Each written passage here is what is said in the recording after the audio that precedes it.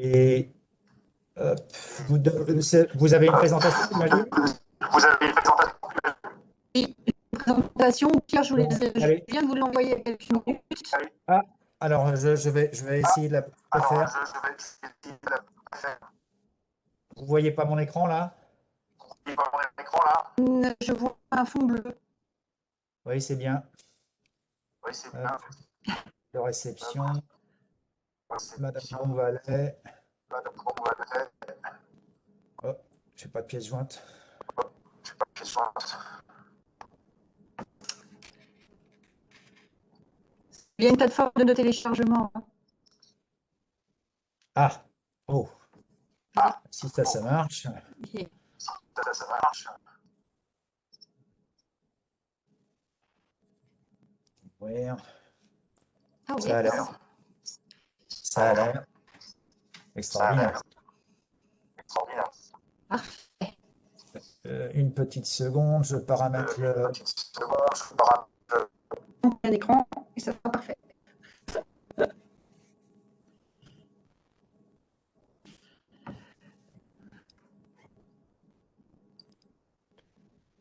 Et donc, le groupe ADP qui n'est pas que de l'aéroportuaire. Madame Bonvalet, à vous de Si. jouer. Très bien. Vous m'entendez bien? Oui. Oui. À vous. Parfait. Donc, bonjour à tous. Ouais, bonjour à tous. Donc, je suis Madame Valérie, relation à l'école à ces stages au sein de la DRH du groupe ADP. Qui est le groupe ADP? Vous le connaissez peut-être plus sous le nom de Aéroport de Paris. Donc, je vous invite à passer à la slide suivante. Qui est Aéroport de Paris sous la nouvelle marque groupe ADP? En fait, c'est le gestionnaire des aéroports parisiens. C'est-à-dire que depuis 1945, l'État nous a donné comme mission de concevoir, aménager et exploiter les aéroports. Et depuis ces décennies, nous avons bien sûr accompagné l'évolution du transport aérien et développé notre expertise à l'international. Donc, on est vraiment un acteur de référence depuis plus de 30 ans dans le transport aérien.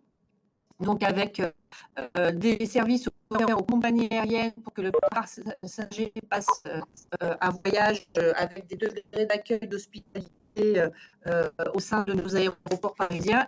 Bien sûr, nous avons pu développer nos compétences et nos expertises à l'international. Et je vous invite à la plateforme suivante, à la page suivante. Voilà, donc grâce à ce développement depuis 2005, nous sommes devenus le premier groupe aéroportuaire mondial à la prise de participation au sein d'autres groupes aéroportuaires dans le monde, bien aussi en développant des projets d'ingénierie à travers le monde. Alors, c'est vrai que vous n'êtes pas sans savoir que depuis un an, comme beaucoup de secteurs liés au tourisme, nous sommes fortement impactés par la crise sanitaire. Donc, les chiffres que vous voyez ici sont les chiffres de 2019, puisque ces dernières années, on était sur une augmentation de 4%. Là, le constat de 2020 fait qu'on a perdu 70% de notre trafic et pratiquement 60% de notre chiffre d'affaires. Mais malgré tout, nous restons optimistes et nous préparons l'avenir. C'est pour ça qu'on est ici pour vous rassurer. Il y aura des opportunités chez Aéroport de Paris, groupe ADP, dès septembre prochain pour les alternants et aussi prochainement des offres en CDI, puisque nous avons mis en place en effet un plan complémentaire et du coup, il va y avoir un appel d'air pour remplacer ces postes et de nombreux postes en maintenant seront à pourvoir. Ils ne sont pas encore affichés sur notre site carrière et vont l'être prochainement. Et on est en train de mener notre campagne d'alternance aussi un petit peu après par rapport au profil rendu. Je vous invite à passer à la slide suivante.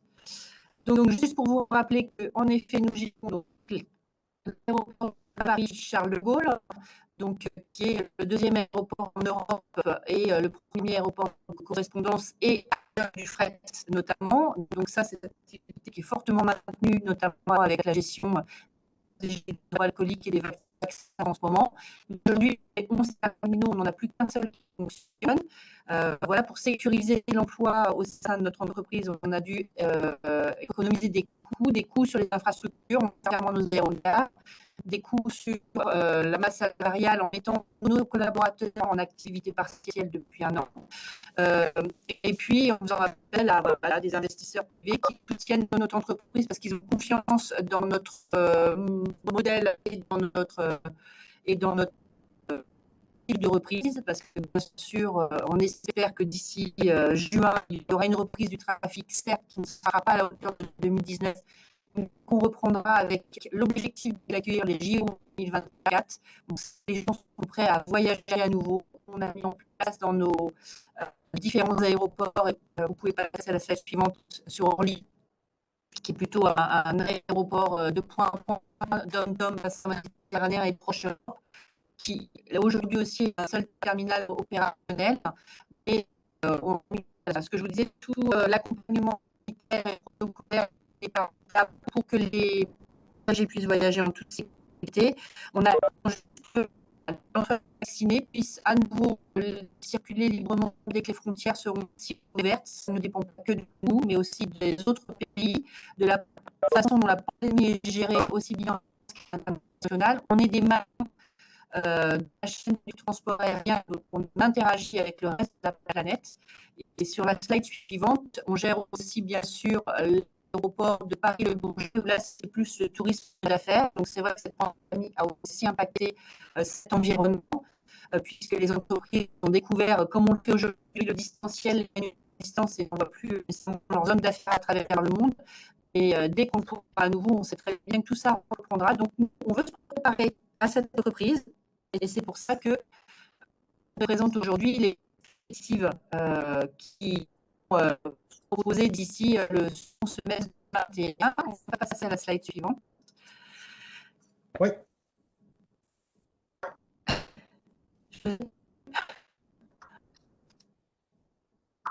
Oui.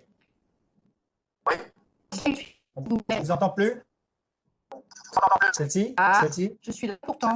La numéro combien? Juste avant, la précédente. La précédente, voilà. Ce que je veux parler, c'est que j'ai un peu visibilité.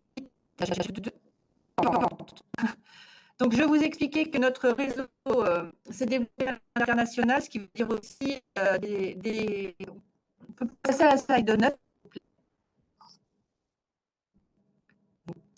Non. La 9. Merci. Donc, ce que je vous disais, on s'appuie sur l'expertise de nos collaborateurs, la reconnaissance à l'international de nos savoir-faire à Paris et à Hong Kong, pardon, et à New York, justement, pour aller marcher. Et du coup, soit par la prise de participation auprès d'autres aéroports ou sur des projets d'ingénierie qu'on développe, on en envoie aussi nos experts, que ce soit des experts d'exploitation, d'ingénierie, de maintenance, pour accompagner d'autres équipes dans d'autres groupes aéroportuaires ou d'autres ports. Donc, sur la slide suivante. Encore une, voilà. Donc, il faut savoir que tous nos... La suivante. La 11, voilà, merci. Donc, la suivante, donc on a plus d'une centaine de métiers qui sont répartis sur nos 5 activités principales. Donc, toutes les activités aéronautiques sont liées au flux. Donc, le flux est pour accéder à nos plateformes entre aérogares, le flux des passagers à partir du moment où ils arrivent dans nos aérogares jusqu'à la porte de l'avion, les flux des marchandises par le fret, les flux des bagages, notamment avec des systèmes de trieur bagages extrêmement performants, et bien sûr le flux des avions avec toutes les équipes à disposition du contrôle aérien pour que on circuler nos avions en toute sécurité sur nos plateformes. La partie commerce et services, on fait l'intervention auprès de tous les commerces que l'on développe dans nos aérogares, et bien sûr la maintenance qu'on retrouve en bâtiment, toute partie immobilière, c'est tout ce qui est infrastructure hors aérogare, c'est-à-dire les terminaux et les hangars pour le fret. C'est le développement immobilier pour toute la chaîne immobilière et bien sûr la maintenance liée à ces activités immobilières. Et comme je le disais, les experts à l'international pour le développement aéroportuaire, et on a juste une autre activité pour tout ce qui est notre filiale Hub1, tout ce qui est téléphonie, localisation. Donc, on va passer à la slide d'après. Plus que 2 minutes. Très rapide. On va encore avancer. On saute celle-là.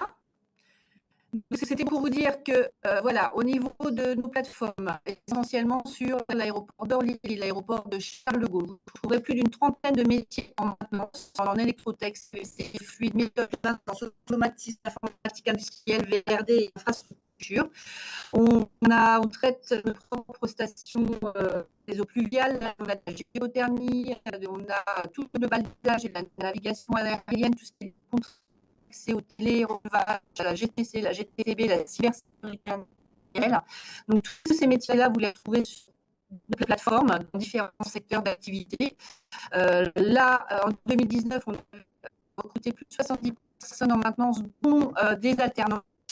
Donc, ce qu'on attend en effet de nos rôles de techniciens de maintenance, c'est de travailler en équipe avec un environnement très particulier lié au transport aérien, aussi bien la maintenance préventive et corrective, de concevoir de nouveaux systèmes toujours plus performants et d'évoluer dans un secteur d'activité qui était justement en croissance. C'est vrai qu'on doit réviser notre copie pour les prochaines années à venir, même si le projet du terminal 4 n'existe pas, il nous demande de repenser au projet nouvellement dimensionné et incluant bien sûr l'environnement. Vous pouvez terminer sur la dernière slide. Je vais au plus vite possible. Donc les profils recherchés, il faut savoir que dans nos cas, nos engagements, on a l'engagement de pourvoir nos postes de recrutement externe en maintenance à hauteur de 30% à part de l'alternance, c'est-à-dire que si on a 100 postes en recrutement externe, 30 doivent être pourvus à minima par nos alternants. Donc aujourd'hui, les alternants, on a 40 alternants et un tiers sont en maintenance. On a mis en place une classe dédiée avec une école sur une mission de management de la maintenance. En 12 jeunes, on va pouvoir en intégrer certainement 10 directement sur un CDI. Donc, en effet, c'est un niveau Bac plus 2 ou Bac plus 3 sur des profils DUT, G2I, BTS, maintenance des même licence pro, ça, avec une petite expérience en stage choix par de l'alternance. Et puis, bien sûr, parce qu'on demande de la méthodologie, un esprit d'équipe, un sens du service, un permis B parce que nos plateformes sont plus facilement accessibles par les transports en commun, mais ce n'est pas rédhibitoire. Et puis, surtout, on a des profils variés, féminins et masculins. Et bien sûr, vous pouvez retrouver dans quelques semaines toutes nos offres en alternance pour le domaine de la maintenance et prochainement les offres aussi en CDI pour ceux qui sont jeunes diplômés. Il y aura des profils juniors recherchés. Ok, et vous faites Voilà. comme les autres des entretiens ou téléphoniques ou en visio? Absolument. Là, les infrastructures sont fermées. Je vous disais, il n'y a qu'un aérogare sur Orly et Roissy qui fonctionne. Une grande partie de nos équipes sont en activité partielle et télétravail. Donc, aujourd'hui, en effet, les premiers contacts se font par visio et sur des plus aboutis peuvent être invités à aller sur site en fonction du protocole qui nous donnera dans les séminaires. Et est-ce que vous prenez des stagiaires et est-ce que vous prenez des jobs d'été? Actuellement, non. Comme je vous le disais, on est toujours en activité partielle tant que le trafic n'aura pas repris d'ici le mois de juin. C'est compliqué d'accueillir des stagiaires en distanciel. Et il n'y a pas de job d'été pour le moment. Vraiment, les jobs seront à la rentrée pour des offres CDI. Et globalement, je peux vous donner le type d'offres qu'on a sur des niveaux de maîtrise, sur la maintenance environnement, système automatisé, la maintenance en bâtiment à aménagement, en électromécanique, en électrotechnique, en infra, en maintenance, en ingénierie de maintenance, technicien de maintenance infra, équipement, fluide, etc. Merci, Madame Voilà. Bonvalet. Je vous en prie. Alors, Alors, on va le partage ici. Hop. ici,